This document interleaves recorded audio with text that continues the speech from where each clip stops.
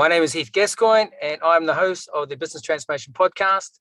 And this is a show for business transformators who are part business strategists, part business designers, part collaborators, and part negotiators who have moved just past design and includes oversight of implementation of these transformations and includes stakeholder management, coordination, and negotiation.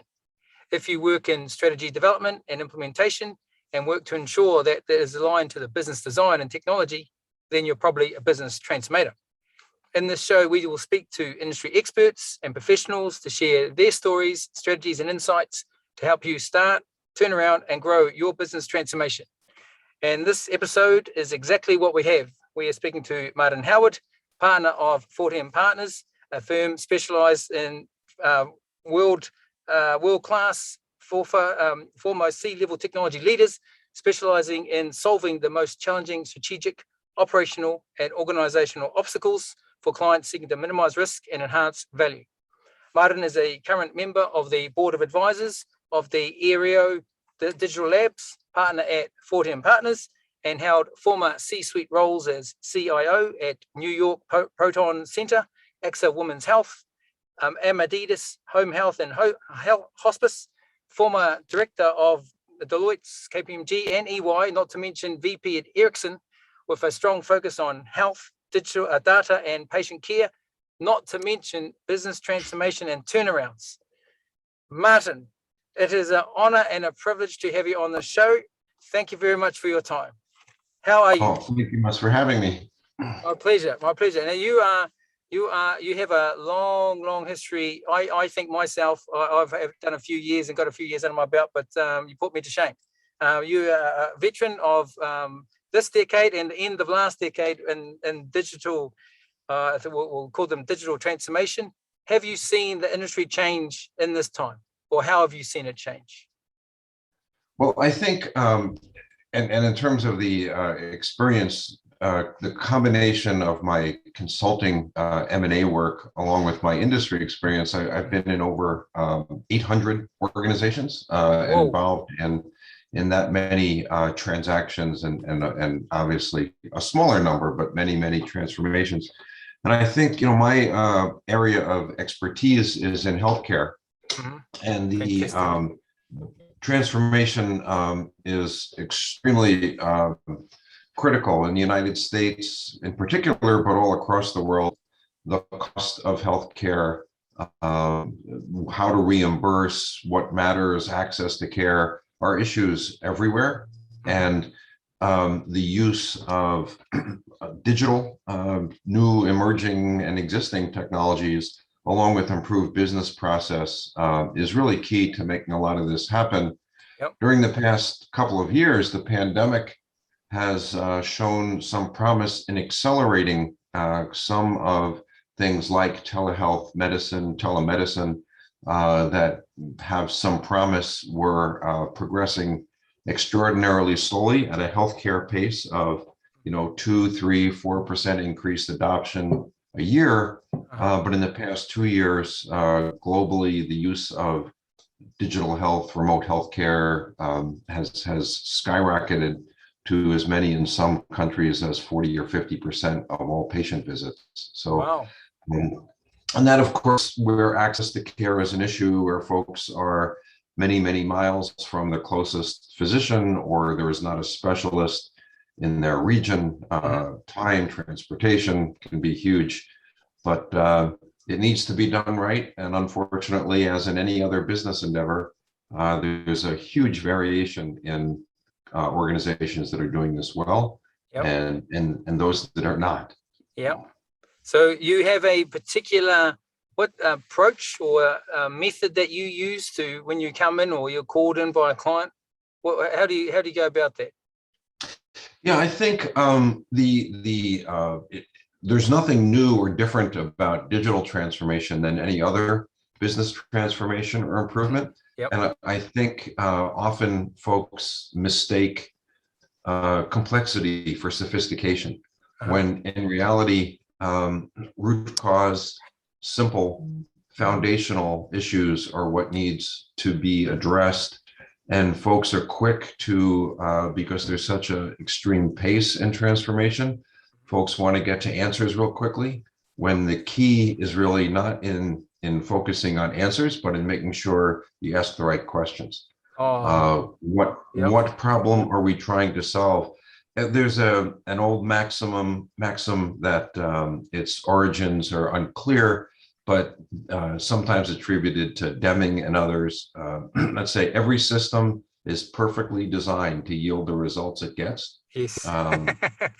Yeah. Another way that's put is structure plus process equals outcomes. Mm-hmm. I believe it was a famous person from the UK who said, first we shape our buildings and then our buildings shape us. And I think the same is true of org charts. You know, in a lot of companies, the work that needs to be done is across departments, someone from operations, someone from sales, someone from product development, someone from clinical or financial, and yet each of those people are housed in a vertical that only focuses on that. So we put structures in place and then develop these complex processes to sort of overcome our own limitations. And we tend to then deal with the symptoms as opposed to saying, you know, the root cause is who owns this function. Early on in my career, someone told me that a simple way to determine whether a company was run efficiently was a simple 2-column spreadsheet, where in the first column were all the key functions that are required to run the business well. The second column is who owns that function, who's responsible, who's the person. And in a well-run organization, nearly all the folks in that organization can fill that chart out pretty well. In an organization that's not run well, no one knows, or responsibility isn't clear, accountability isn't, and each department owns one particular piece, but there's no general ownership. And then folks forget or don't know what the end goal is. Again, coming back to what problem is it that we're trying to solve. And the performance objectives tend to be in how quickly I perform a part of the overall initiative, rather than is this initiative successful. Long-winded answer there, but I think the fundamentals are fundamental. They're simple. Who owns it? What's the simplest way to get this done? What are the smallest number of processes and people required to get it done? Every step is a step that needs to be audited, checked, managed, recorded, and diagnosed when something goes wrong. So fewer add value. Add value on every step. Exactly. You know, I can't tell you how many times working with businesses on whether it's Kanban or Kaizen or Lean, or, you know, the many methods of process improvement, we walk through a process where everyone gets a Post-it note, right? Back in the day when you could be in a meeting room together, and you map out what the process actually is, and the number of times and the number of different organizations, whether it's manufacturing or healthcare or transportation or financial services, when people sit down and look at the process, their first response is, wow, I can't believe it takes that many people and this many steps to get that done. And again, you know, the key is in simplification. You know, I'm beginning work on a business book, and my title is the complexity of simple. The complexity of simple. What a great title. Yeah, I think Richard Branson has a quote, or he's quoted as saying, I think it is, any idiot can make something complex. The genius is in the simple. Some words to that effect. So yeah, it's there is some methods I think that are interesting, but in practice they might be a little bit complicated. Yeah. The other piece of you know, transforming a business is starting from a process I call zero basing everything. Everything. There is a real tendency to look for incremental improvement. You know, we've been doing this. It takes X number of hours, person hours to get something done. Can we cut that down by 10%? right? Or Mhm. 20% or 30% when we should be asking, do we have to do this at all? Yeah, in the first place. Can it be done without? On the IT side, many organizations looking to simplify, they have way too many applications, software that's been gathered from multiple acquisitions or changes over time. Mhm. And they have 3 or 5 or 12 or 1,500 applications. Yeah. And, and their goal is to reduce by 30% or reduce by 20% or by 50% when they Yep. should say, let's start from zero, Yes. see how many we actually need, you know, as opposed to looking for incremental improvements. And Yeah. then another maxim, and this is a bit harsh and unfair, but as a generalization, it bears some relevance. The people who got you into this mess aren't the Yes. people who get you out of it. And Oh, hell was that? a far less harsh way of looking at that is if there are many people who are hardworking and dedicated and committed to the company and you know do whatever it takes, but if this company is the only place they've ever been and the only process and the only structure they've known, are they the people to innovate and completely turn around and envision an entirely new approach? And of course, there are many exceptions and many great people, and many people have been very successful. But you know, in general, it's something to for a new management team or a transformation team to understand is that if you've been doing something the same way for a very long time, the likelihood of completely rethinking that, you know, not very high. And not in their favor. I could imagine Right. when if you were to say that to certain members of staff at all levels to communicate that the same people that got you into this is probably not the same people to get at you out. How does that normally go down well? Or what's the messaging that you are saying, and who are you saying it to make that to come to that realization? Yeah, one of the obviously every company, it's the people, right, in the company who determine its success or failure, and taking folks and having them be excited and enthusiastic and on board versus either leaving or you know, opposing or being more cynical is difficult. And so partnering with professionals, really top-notch HR folks, folks in human resources to really know how to manage the situation, to understand which people are going to be part of the solution. I think a big piece of it is transparency, sharing information, not surprising people. I've been two contrary examples of what you're talking about. I was with a company where we, thanks to an IT transformation, were able to, and unfortunate for people involved, an IT department that had 350 people, less than a year later had 55 people and was performing far better. And by improving the IT platform, we were also reduced staffing in other back office and support departments. And this was a big chunk. This was about almost 25% of the total back office staff. It was a home healthcare and hospice company. And working with talented HR folks, you know, a lot of these people, obviously there are not that many bad performers. The transformation was largely due from changing direction from writing our own software, managing our own databases, running our own network, to outsourcing most of those functions or using commercial platforms. So one of the things we did is we told people we'd be doing this. We also told people that you're not going to show up one day and, you know, have a cardboard box waiting for you and shown the door. We're going to give outplacement services. We held a job fair. We contacted other employers. We gave people plenty of notice and time off.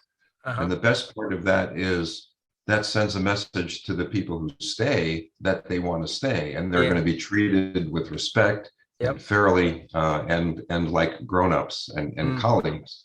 I was with another organization where they acquired a new company in a location very close to an existing office. And those people, when they were determined that we needed to reduce the number of folks, were called into a conference room with no notice, marched out of the building with a hired plainclothes security force, and shown the door. Not surprisingly, many of the people who the company wanted to stay chose to leave instead. Yeah. So that's, that's when it comes to termination. But a lot of people, a transformation can also be, on the flip side, an opportunity to be recharged and to be excited and for career growth. I'm in an organization right now, just coming on with a new management team, where the IT department, which I'm running in addition to business intelligence, analytics, and reporting, are not, and not through any cause of their own, and the organization has some challenges, are basically considered a support, make sure the system's not broken, keep it running, keep up with regulatory requirements. The vision here is to transform this into a strategic organization that drives improvement, that drives growth, that drives performance improvement across the organization. Okay. And a lot of people have been very enthusiastic, because instead of a key performance indicator being the system hasn't crashed today, it's up, which is not a particularly exciting goal, the performance indicator is, did we help improve customer satisfaction? Did we grow operating margin? Did we improve employee satisfaction? Have we delivered tools that enable growth in market share? And people are largely excited about the opportunity to be part of growth and improvement, as opposed to just, guardians of making sure things don't break or go haywire. So people can be excited and challenged. The other thing is, when you're going in a new direction, people get the opportunity, and again, it's both challenging and frightening at the same time, to create a new job description. What was good performance in the past, what the performance objectives were in the past, are going to be different going forward. And again, it's opportunity, it's frightening. And for people doing transformation, early on in my career, when I did my first turnaround, I asked a mentor, how do I know, who the people are who are going to stay and who need to go? And he said, that part is easy. He said, you'll do all the things that I just talked about. You'll lay out the vision, what success is going to look like, what help is going to be necessary, what opportunities there are. He said, there'll be some group of people who jump right in and are very excited and they want to be part of it. And they're all, and that's easy. Most people will have heard the same stuff from management over and over again. This will be the third or fourth or fifth time, they're highly valued and we love you and we all need your help and we're going to listen. And we've all heard that many times before. And it may or may not be true. And they'll sit back and be a little cautious, and that's fine, because that's quite understandable and a reasonable approach. And then there are some people who are so happy with the way things were, or so unwilling to change, they will make their futures clear by their behaviors. And the most important thing for someone responsible for transformation is to listen, to pay attention, to observe, and see who wants to do what. So I think this is a good point for the listeners. Is you come from a very strong data, IT, information, analytics background, particularly in health.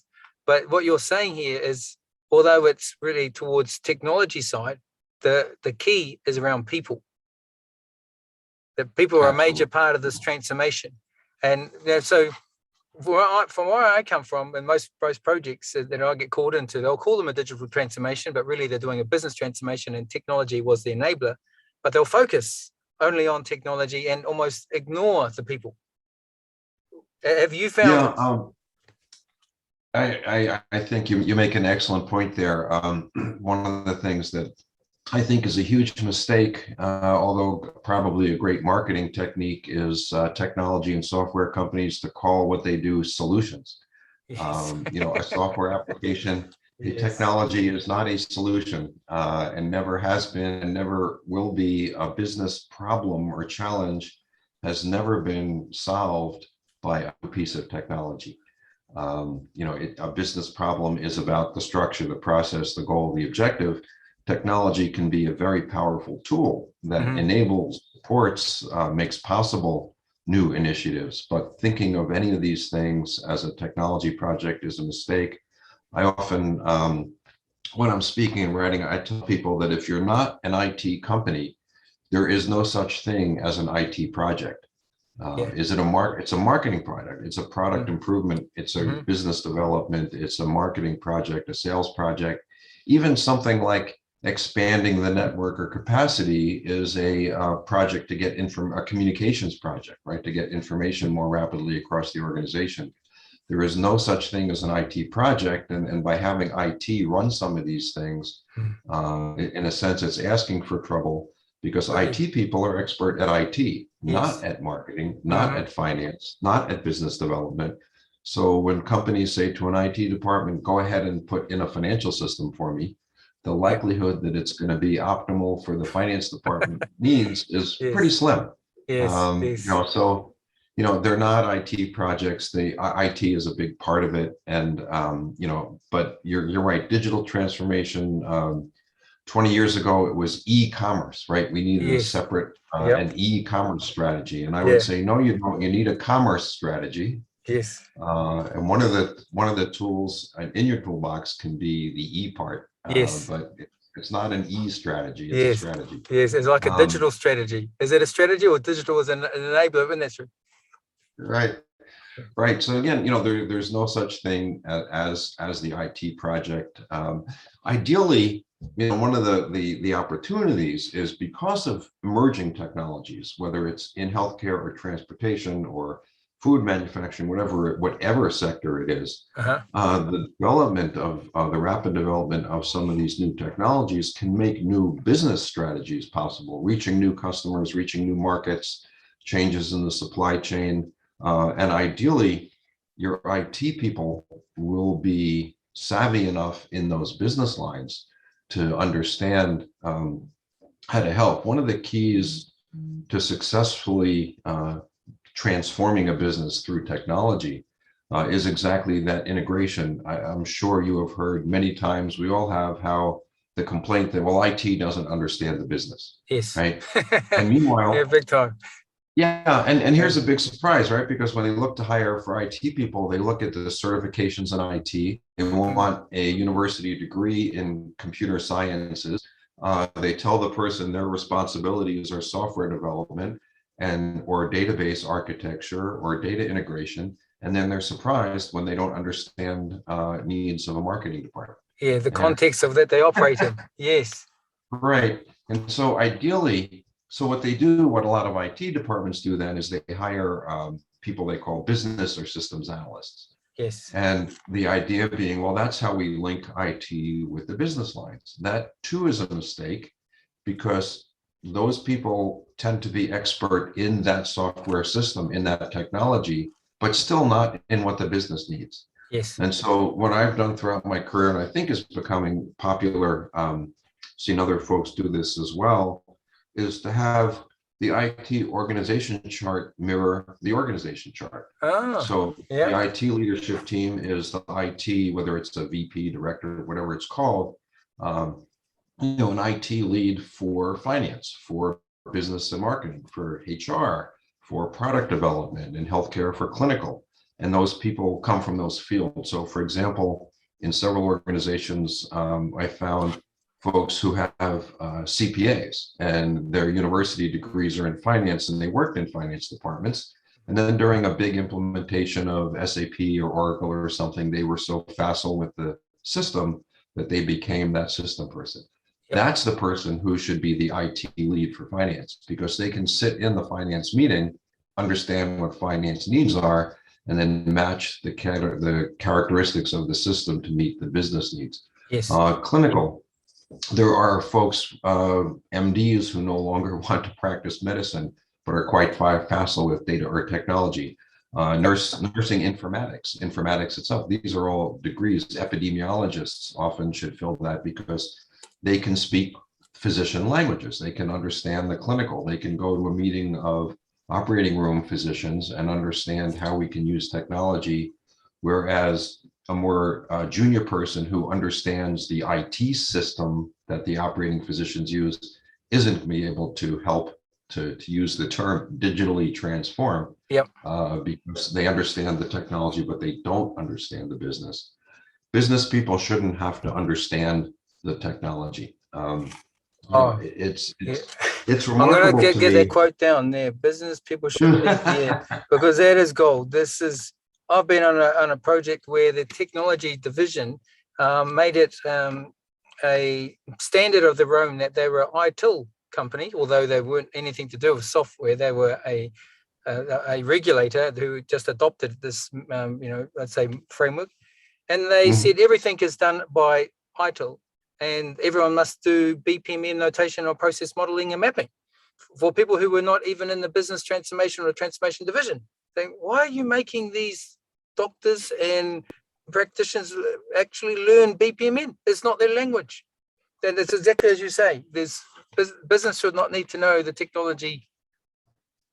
I often, when IT people, right, make that statement about how business should understand or adopt or whatever, adapt to new technologies better. Yep. I then turn the question back on them and say, all right, you're an IT person. Do you understand how to calculate a depreciation schedule? Do you know how to do cash forecasting? You're not expected to be a finance expert. We have a finance, they take care of that stuff. Yeah. And it should be the same thing. The finance department tells you, hey, we need a system to better manage our cash flow or amortization schedule. They shouldn't have to know IT. That's just laziness on the part of IT, or again, that separation. I find, and again, this is a harsh generalization because there are many, many exceptions. Yep. But I think most of the extraordinary contributors in IT I've met, or many of them, come from other fields. They are and other degrees. They have degrees in psychology or engineering or literature, and at some point, because they understand that technology is a means to an end, not an end in itself. And I think that's another flaw of IT people. One of the things that I'd make in terms of a recommendation for hiring IT folks is when looking at a CV or resume or talking with recruiters and looking for a senior IT job, if you find someone who seems extraordinarily talented in the introductory part of their resume, says competent or extraordinarily skilled in these technologies, stay away from that person. And instead look at the person who says, helped improve sales by 5%, in 3 months by implementing this new approach, or, reduced errors in our back office process by whatever. Again, using technology as a means to an end. There are too many folks in IT who think IT is the end. Right? How many business people think this is an IT company? It's not an IT shop. Yes. So how do you battle that? Because my experience is that most of the money on these big transformations seems to be spent on technology. So the technology guys, I think, feel that they have the talking stick because they have the budget and they have the closest route to the person signing off the check. So whatever they say goes. I think I think the any project, again, there are several, and that's a terrific question. And I think there's no simple or single answer, but I think it's a combination. One is, what is the business objective here?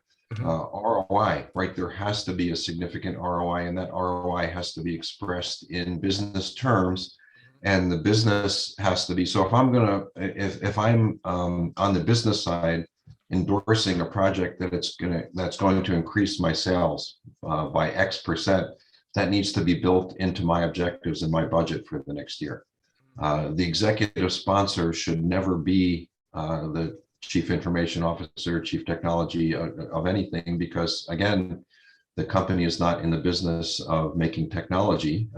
Big asterisk here for those companies that are, because it's a whole different story. Yep. But if you're a financial services company, a food company, a specialty sheet metal manufacturer, you need to, what is the ROI? How is this going to improve sales? How is this going to reduce cost? How is this going to improve our margin, patient satisfaction, some quantifiable measure of success? And someone has to be responsible and accountable for it.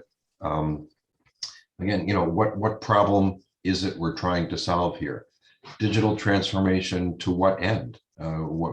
So what? And you've seen this. I've seen this many times. When, just as you said, what is the use of having a digital transformation strategy? Why would you do that?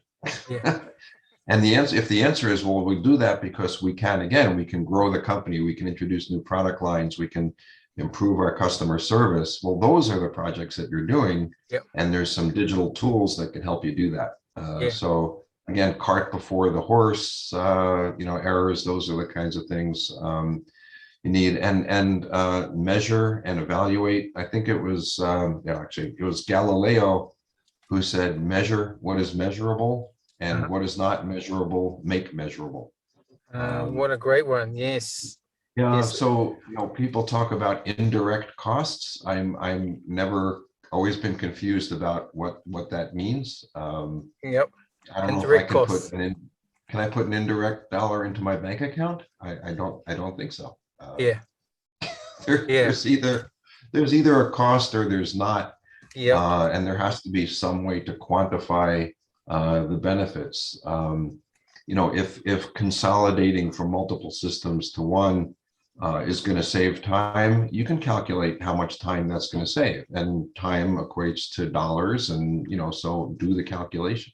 Is it worth it? Is there a return on that investment? Yeah. When you say, that's interesting when you say about indirect costs. I've seen a benefits map that looks like a spider's web, and it will say that these changes are impacting these benefits. And I go, well, which change is implementing that benefit? They all seem to be linked to each other. Well, it's indirect. It's indirect. So I said, you can't, I'm not on the hook for any of this because I don't have to deliver anything because someone else is delivering it. And this lack of clarity, and as you're saying earlier about the accountability, when there's no accountability, it's very hard to hold someone accountable to saying, okay, you did or you didn't deliver it. Yeah, and I want to make sure. I mean, that's I think you put it very well, and accountability is not due, or lack of accountability. I think a lot of people take things personally or assume things personal. It's so much easier to blame whose fault is this, right? When the answer is, it's not someone's fault, it's the fault of the process. Yes. And so again, getting back to the structure and the process, if you have 6 different teams involved, right, in trying to achieve a certain result or get some kind of output, and it's not clear which of those teams is responsible, some things aren't going to happen, and those people will get blamed. But it's not that easy. There's another mantra. The problem isn't the people, it's the process. And although, there are always a few problematic people, when things aren't going well, it's much more likely the result of process problems. Yeah, that is, I'm going to keep repeating this point because you are, I think, you have a strong technology background, and you talk about things that probably technology people don't talk about, and that's people and process. And, so how do you go about, if you've got your colleagues who might be at the same level, same experience, the IT driven, IT background, and they're going to do the big transformation, and they see, I've got my hammer, my solution is technology, so therefore every problem can be solved with my hammer because it's a technology problem. Have you had that? Oh, many times. It's being one of the cautions I would have, and I don't know how relevant this is, but hopefully I'll circle back and make it that way. In my earlier years, I used to be a basketball referee. Oh, Not a very popular okay. job. You're too tough. If your interest is in being well liked, Yeah, basketball referee or any sports official is not really the career for you. yeah. Um, Being a transformation leader, uh, pretty analogous. Same. People say they like change, but mostly they mean they want other people to change to do things the way they think they should be. They Yes, like it when other people change. And so we're yes. all, it's all for change, a little frightening. I've been doing it this way for X number of years. Mm, I'm good at it. I know how to yeah, do it. I'm yep. competent. If I'm going to be doing something totally different, how do I know that I'm good? I might not be Mm, good at it. mm, It's scary. I don't know what my future is going to bring. It's unsettling, and it's natural. I used to come up with some try to come up with some uh, cute saying or something about how, and I often said two phrases that were never uttered next to each other. okay. This person really brought great change to our company, and we Mm. really like them. Uh, Yeah. uh, Yes, yeah, And then I was reading yeah. an article written by a woman who has a career somewhat similar to mine, and she said it so much better than I did. She said, organizations may appreciate what you've done for them, but they will never forgive you. Uh, And yeah. I think that was much more well put. And some of it is because if you're improving, no matter how you phrase the word, if you improve efficiency, especially in the back office, that means it takes less hours to produce the same amount of work, which Mm, means less jobs, less employment. And so, that is a factor of it. If you're going to make things more productive, make things more efficient, remove unnecessary steps, yep. you're going to need fewer people. Hmm. So, that's one aspect of it. Or The other free up their is, time to do more complex stuff. yeah, and a huge advantage in an organization that's growing. And I actually just about 6 months ago finished up a job where that was exactly the case, Uh-huh. where we were able to reduce the reduced amount of time many back office tasks took by 20-30%, and there Uh-huh. was no need for any reductions in headcount. We reduced future additions Yep. because the company was growing.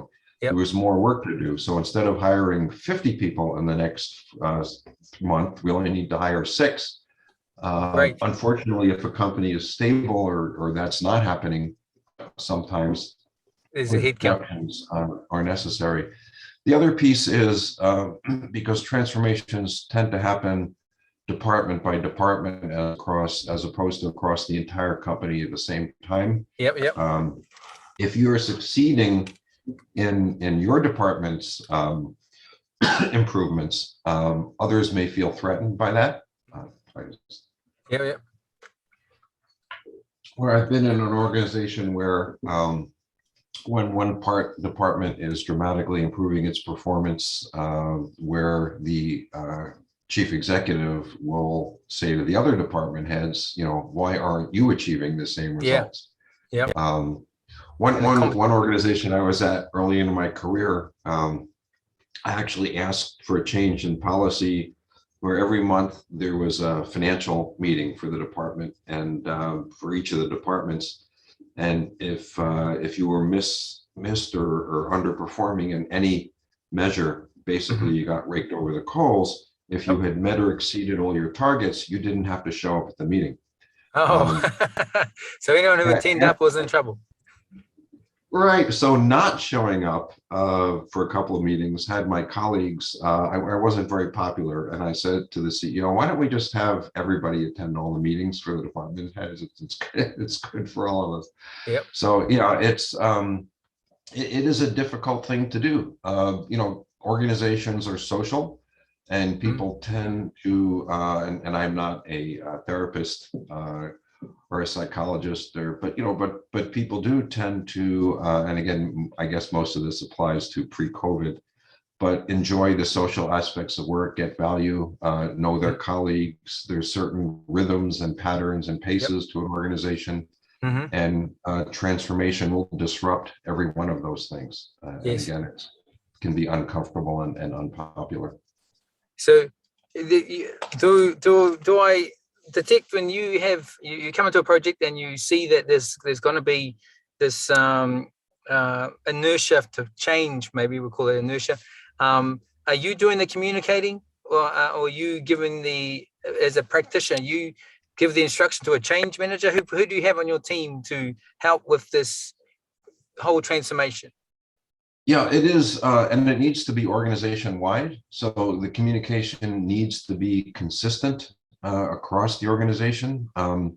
There's inconsistent communication, and hearing one Conflicting. message from one executive and a conflicting message from another executive can Yep. be very disruptive and confusing to people. How do I know which, one leader says we're going in this direction, another leader tells me something different. Yep. That's a horrible situation to put people in. Mm-hmm. So one of the things the executive team needs to do is to make sure those communications, not just within each department, but across departments, are very consistent. The same message is being heard. That's something, again, that in terms of any one part of an organization transforming really needs to rely on effective communications, which often are in a human resources department or in a standalone department. But that's very, very important and has to have total support from the chief executive as well as the board and everything else. You said the magic word there. The from upstairs, the guys or people upstairs, right? Yeah, I covered it in my book, and talking about the 4 causes of project or transformation program failure, and one of them is the lack of, well, the 4 of them is the lack of business user involvement, but lack of senior leadership support, and and the other 2 was changing requirements and incomplete requirements. But that one there about the lack of senior leadership support. This client that I'm helping out right now, and they said, "Oh yes, we've got senior leadership support," and it goes right up to VP. I was thinking, no. When we say senior leadership, we're talking the top. What do you think? Yeah, how far do you need to go? You said the CEO. Yeah, it has to be the top, right? Up to VP, by exclusion, says not the CEO is the message I hear when someone says up to the VP level, right? Where is the chief executive then? Was that question. And because it is hard, and executives tend to come and go, right? If I'm, again, I'm not blaming people for this because it's understandable behavior. If I have a vice president who says we're going this way and the CEO isn't saying the same thing, well, maybe I'll just wait a bit, because if there's some of that conflict, that vice president may be gone before long. And so if we're talking change, again, which is hard on everybody, it has to be supported from the very top. And, sometimes depending on how involved a board of directors is, even from the board of directors, to make sure that everyone's on the same page. It is difficult, and that's an important thing to realize for senior teams, that it is difficult and it's hard, and it's hard on people because work is a big chunk of their lives. We spend more of our waking hours in the workplace than any place else, and saying, hey, the world is now going to be significantly different. That's hard, and it needs to be understood and appreciated, and people need to be given some cut some slack, as the expression goes, and given some room to fuss a bit and to complain and to make their objections known. They need to be heard. That's the other piece of transformation. The more people can feel they are part of it, and it's not being cascaded down from leadership, but they are part. People need to own, right? We talked about the importance. All this depends on people. The more people feel like they're a part of this and they own it, the more successful it will be, because we need everyone's ideas, from the most junior employee and perhaps customers and janitors and support staff, all the way up through board members. Good ideas come from everywhere. Yeah, I'm a big leader there of saying that, and I try to do this myself. I push to the point of the business know the business best. Trying to get a consultant in or consultancies in to tell the business how to change and try to second guess what they should be doing. Just go ask the business. And is that what you feel? Is it the same, or can you rely on a consulting team to come in and just deliver this magic transformation, or no? Well, you use the term magic, which by definition doesn't work really well except on television shows and video streams. So Yep. No, I mean, a consultancy can be of great value if used the right way, but again, looking for that easy answer, much as a software package is not a solution. Yeah. There's no consulting firm that is going to transform your organization for you. They can help you with understanding what other folks have done in your industry, pitfalls because they've seen it before, what to avoid, what's gone right, what's gone wrong. Yep. They often spend a lot of time developing tools, templates to help you along the way. Yep. But but again, they can also be an effective tool, but not a solution on themselves. And that's easy, right? The silver bullet, the magic elixir. We'll just we will just outsource. We will just hire a consulting firm. We will just put in this new software platform. Those are not answers. Yeah. It would be nice if they were, but that's not the case. I think the one of the things I've been really impressed with this new management team I've joined, because that question of ownership, top down, I always feel, again, ideas, smart people are everywhere at every level in a company. Yep. And my current chief executive doesn't refer to what is commonly called an executive team or a leadership team. Doesn't use those terms. His name is Sean, and he calls his meetings Sean's direct report meeting. There are people who report directly to him. And I like that, because by calling that a leadership meeting, again, by exclusion, you're implying that leaders, others aren't leaders. Yeah. And leadership should and can come from everywhere. Yes, absolutely.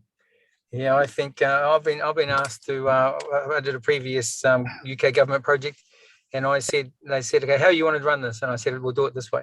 And then first it was, I said, look, there's a few steps to this, and first we start here, get our, like as you've said about objectives and vision, get that clear. Then who's involved in the decision-making process here? Let's get our structure involved for governance, and then we're going to understand the problems today.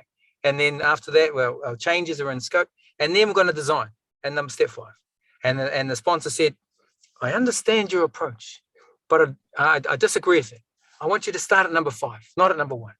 And I said, well, so I said, okay, so you want me to come up with this target operating model and roadmap for implementation, and you want me to just design it based off what understanding of the current operating model today? He goes, look, Heath, there's 53 offices around the country. They do this business 53 different ways. I said, great, just give me one version. And we'll just pick that as the benchmark. And some people it's going to be an aspiration, and other ones it's just be below how they operate today. Just give me one. We'll call that the baseline. And he goes, no. Start number 5 and just get to work. And I said, wait a minute. So you've had two companies come in here before me, do this piece of work for 18 months, and they got nowhere, had started at number 5. He goes, yes. I said, you want me to do the same thing? He goes, yes. I said, okay. I said, well, this is amazing. And I eventually got him to come around to my way of thinking. And he goes, okay, you can start at number 5, but I disagree. And I said, okay. Well, 6 months later, I came back and he signed off the target operating model and the roadmap for implementation. And he said, thank you. And I said, look, I said I had an approach, but I said, I don't have the knowledge. The knowledge is in your people. I need a team. Please, you can second the guys from the team. We'll have a core team. I said, but how this was successful is that what you were saying is that the people have the answers. And I said, so they provided all the content. I said, I just had the structure. And so I said, you should go thank them. How are you, when you're going to come into a client and that's for the first time, and do you have a similar situation when you'd say, okay, wait, give me your team, or I'm going to tell you how to go?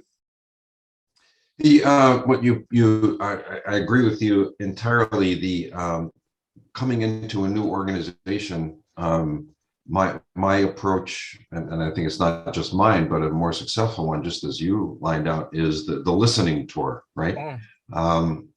You need, sure, we all have approaches, we have models. I think I would say that the questions to ask in every organization are exactly the same, but the answers are different depending on that organization.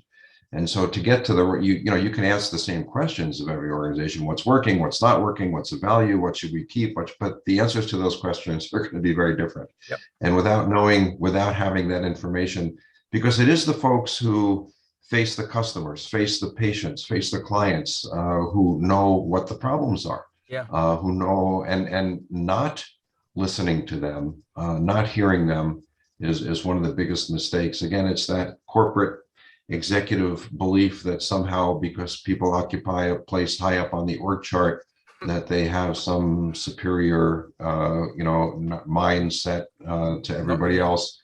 Yep. When, who knows customer service better than the customer service rep? Yes. What's going on with our customers. So, but even that, it's hard to get, it's not easy to get that right. For example, a nurse, has the experience of his or her background, and sees a certain number of cases, a number of patients. I worked at an organization where we were trying to put together, what are indicators, how do we decide what the best practice is for treating a patient with a certain amount of conditions, and, putting together a big analytics platform, big data, machine learning, artificial intelligence, all those techniques to get this, because the organization did 15 million visits a year. So a lot of data. And a nurse said, I've been at this for 20 years, right? I don't need data. I know what's right. And we did some calculation and found out just, how many visits a nurse does, how long their career is, and that in her 20 years, the organization as a whole sees the same number of patients in one day that she has seen in 20 years. And so when we just presented that to her and said, hey, here are the facts, she said, wow, that's really impressive. Okay, I hear you. I understand where you're coming from. These people deserve those kinds of explanations. So it's always a hybrid. It's a blend. You need to listen to people on the street, who have that direct connection, but not just one of them or 6 of them or 10 of them, because you don't know which 6 you're listening to. Yes. So again, getting that right, getting the input the right way, but clearly it is the people who are using the systems the most in touch with customers, clients, business partners. That's where the value lies in understanding what is going well, what isn't going well, what folks like and don't like. So I'm with you 100% on that approach. Okay, good one. Okay, so now tell me, you've got many years, experience, big projects, big transformations, big mergers. You've probably seen it all. Knowing what you know now, what would you have liked to have known had you known or done things differently? What you know now back then when you started? That's a terrific question, and although you did just make me sound very old, but that's no, it was not the intention. Right. The intention is that it's not just the wiseness, it's the practitioner. Yeah. I think more and more over the years, and through these things, I wish I focused more on people, on relationships with everybody from, again, entry-level people in their very first jobs to senior executives to folks in other departments, and really understanding the human part of it. I hope that I've gotten a lot better at that, and I think getting better at that has made me more effective and and helped me do a better job and work with people. I think that's important. And then just there's no alternative. There's no anything better than just reps. And so having done it many times, because you have, although I haven't seen it all, it's interesting that there are still things that are different, but you tend to see patterns and trends and things evolving. And if you can learn, right, as thou art old, so shouldst thou be wise. Cordelia said to King Lear, you know, you can learn through experience. And so sometimes, there's nothing like having done it 10, 15, 25 times to learn those patterns. But, you know, a simpler answer to your question is what I've learned, and again, hopefully much better at is the human side of things. Okay, and so that is coming from, ladies and gentlemen, that is coming from, you know, a CIO, a partner level, a VP level, KPMG, EY, Deloitte, and it's been in technology projects for a long time, is now saying, and the lesson being people. Isn't that interesting? So I think that's a great takeaway for the guests. So Martin, I want to thank you for your time. They've got I'm going to put the show notes up on the site. There is a lot of quotes in there that we'll put the show notes and links back to your profile and onto the company, so people can go if they wanted some more information. And especially I'm going to put the links there for those quotes that you are mentioning. I'm going to find the sources of those. So thank you very much, Martin, for your time. That has been priceless, and I look forward to hopefully sometime in the future we'll get you back on again and see how things have changed, and then you can share us some more lessons on the show. I'd be delighted, and thank you very much. Enjoy the conversation. Thank you, Martin. Okay.